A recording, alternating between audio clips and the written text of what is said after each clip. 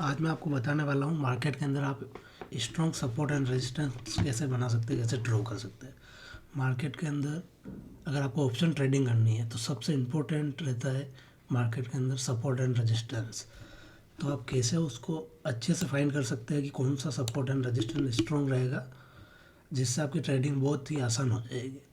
आज भी आप अगर मेरा सुबह का वीडियो देखेंगे तो मैंने ये रेजिस्टेंस पहले ही बना रखा था मार्केट के अंदर। अगर ये रेजिस्टेंस आपकी स्क्रीन के ऊपर नहीं होता तो आप मार्केट के अंदर आज भी ट्रैप हो जाते। 2 बार ट्रैप किया है मार्केट ने। एक बार मार्केट ने लगभग ये देखिए 52.48 पॉइंट की एक कैंडल बनाई है और लोगों को बिल्कुल स्ट्रांगली बाई साइड में बिठाकर मार्केट ने एक बार 30 पॉइंट का एसएल ले लिया। अगर आपने यहाँ पर भी एसएल नहीं एक्सेप्ट किया होता तो मार्केट के अंदर देखिए कितना बड़ा फॉल आ गया इसी रेजिस्टेंस के अंदर।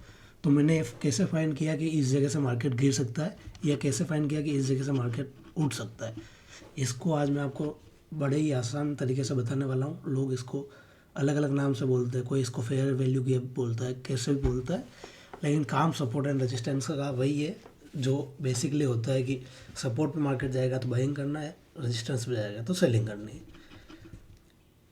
चलिए इसको ही मैं आज आपको बताता हूँ, दिखाता हूँ कैसे करना।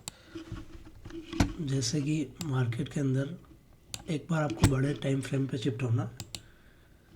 अगर आप इंट्राडे ट्रेडिंग करते हैं हर दिन के हिसाब से कम 5 मिनट टाइम फ्रेम में आप अगर ट्रेडिंग कर रहे हैं तो आप बड़े टाइम फ्रेम पे शिफ्ट होना। पहले 1 आवर टाइम फ्रेम पे शिफ्ट होकर देखिए मार्केट किस तरीके से रेंज में चल रहा है। आपको एक आइडिया लगाने के लिए सबसे पहले ये देखना है कि मार्केट किस जगह से ज़्यादा सपोर्ट ले रहा है या रेजिस्टेंस ले रहा है। कैसे फाइंड करेंगे तो आप देखिए मार्केट के अंदर जो लोएस्ट पॉइंट है पिछले स्विंग का, जैसे इस स्विंग का ये लोएस्ट पॉइंट था, है ना। तो इनकी जो 3 कैंडल बनी हुई है ये आपका स्ट्रॉन्ग सपोर्ट और रेजिस्टेंस का काम करेगा। अगर मैं यहाँ पे मार्क करके बताऊँ आपको तो ये जो 3 कैंडल है ये एरिया, कभी भी सपोर्ट एंड रेजिस्टेंस कोई एक कैंडल में के अंदर नहीं बनता है। सपोर्ट एंड रेजिस्टेंस एक एरिया होता है 20-30 पॉइंट का जहाँ से मार्केट पलट सकता है। या ये जो सपोर्ट एंड रेजिस्टेंस है ये स्ट्रॉन्ग सपोर्ट एंड रेजिस्टेंस का काम करेगा। पीछे से भी देखेंगे आप तो यही सपोर्ट लिया था मार्केट ने, फिर एक बार इसके आसपास सपोर्ट लिया है, फिर वापस यही सपोर्ट लेके बढ़ा है और यहाँ से रेजिस्टेंस तोड़ा तो नीचे गया मार्केट। अब वापस इसी के आसपास मार्केट चल रहा है। तो एक तो ये तरीका होता है कि आप 3 कैंडल को देख करके मार्केट के अंदर सपोर्ट एंड रेजिस्टेंस बनाए। 5 मिनट के टाइम फ्रेम के अंदर आप अगर देखेंगे कि मार्केट किस तरीके से सपोर्ट एंड रेजिस्टेंस में काम करता है तो देखिए चार्ट के पीछे की साइड में ओपन चलता है। जैसे ही आप देखेंगे यहाँ पे तो ये जो कैंडल है यही मार्केट बार बार यहाँ से देखिए यहाँ से भी सपोर्ट लिया, यहाँ से रेजिस्टेंस फेस किया, सबसे पहले मार्केट नीचे गया, फिर यहाँ से सपोर्ट लिया है, फिर यहाँ से वापस सपोर्ट लिया, ये तोड़ा तो रेजिस्टेंस फेस किया, अब मार्केट इसी लेवल के आसपास है। तो इसको कैसे ड्रॉ करना है आपको, कभी भी याद रखिएगा कि मार्केट का सपोर्ट एंड रेजिस्टेंस एक एरिया होता है, कोई एक लाइन नहीं होती है कि उस लाइन से मार्केट पलट जाएगा।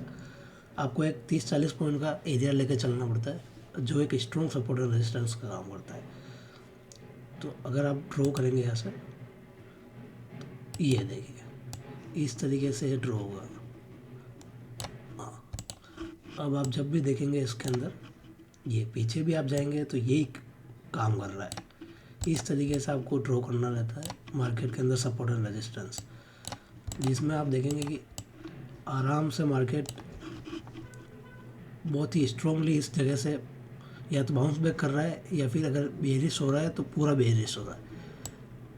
तो ऐसे तरीक़ों से अगर आप मार्केट के अंदर सपोर्ट एंड रेजिस्टेंस फाइंड करेंगे तो बहुत ही अच्छा रहेगा ट्रेडिंग के लिए। आप अब देखिए यदि अगर सुबह ये रेजिस्टेंस मैंने ड्रॉ नहीं किया होता तो मार्केट ने जब ये बड़ी बड़ी बुलिश कैंडल बनी थी तो आसानी से मार्केट आपको ट्रैप कर लेता कॉल के अंदर बिठाकर। इसीलिए strong support and resistance find करना मार्केट के अंदर बहुत ज़्यादा ज़रूरी है।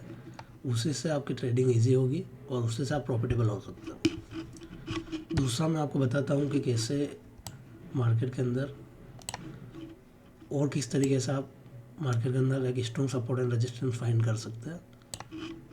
बहुत सारे तरीके होते हैं, एक दूसरा तरीका बताता हूँ।